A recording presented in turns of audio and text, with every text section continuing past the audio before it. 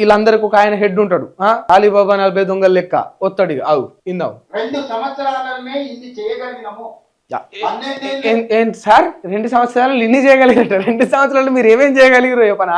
ఇంట్లో ఉన్న వాళ్ళని బయట వేసారు మీరు 2 సంవత్సరాల. పచ్చగా మంచిగా కట్టుకున్న వాళ్ళు ఇల్లు కూల్చారు మీరు 2 సంవత్సరాల. మంచిగా రోజుకు 2000 సంపాదించుకునే ఆటో కార్మికునికి ఆటో అన్నకు 500 గతి లేకుండా చేసిరు మీరు 2 సంవత్సరాల. కేసీఆర్ కిట్లే కొట్టిరు. ప్రసవిస్తే బిడ్డకు రావాల్సిన 12,000 13,000 రూపాయలు నెగ్గొట్టినరు. ఇవన్నీ కొట్టి 2 సంవత్సరాలు ఇన్ని చేయగలిగినమాట. ఎన్ని చేయగలిగారు? 2 సంవత్సరాలనే ఇన్ని చేయగలిగినాము. 12 ఏళ్ళు లేనినోడు మమ్మల్ని 10 సంవత్సరాలు దోసుకున్నాడు మమ్మల్ని ఎదుర్తాడు.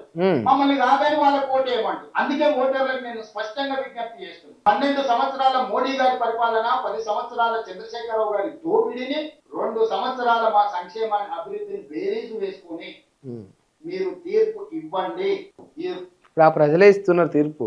10 ఏళ్లలో వాళ్ళు అభివృద్ధి చేసిరు, మీరు 2 ఏళ్లలో వినాశనం చేసిరు. మరి తేడా లేదా సార్? అభివృద్ధికి వినాశనానికి. విగ్రహాల పేరుతోటి ఇల్లు గులగొట్టమనేటోని ఏమంటారు sir? Is it call development? KCR కూడా కట్టిండు కదా అంబేద్కర్ విగ్రహం. డాక్టర్ బిఆర్ అంబేద్కర్ విగ్రహం పెట్టి ఎంతమందికి నష్టం చేసిండు కేసీఆర్. ఇప్పుడు నీకు అంతేందుకు? ట్యాంక్ బండ్ కాడ ఎంత జాగా ఉన్నా సార్, నువ్వు పెట్టాలనుకుంటే ఏనైనా పెట్టొచ్చు. అంబేద్కర్ విగ్రహం పక్క పొంటి పెట్టు, ఆడింత జాగా తీసుకొని ఇంకా పెద్ద గట్టు.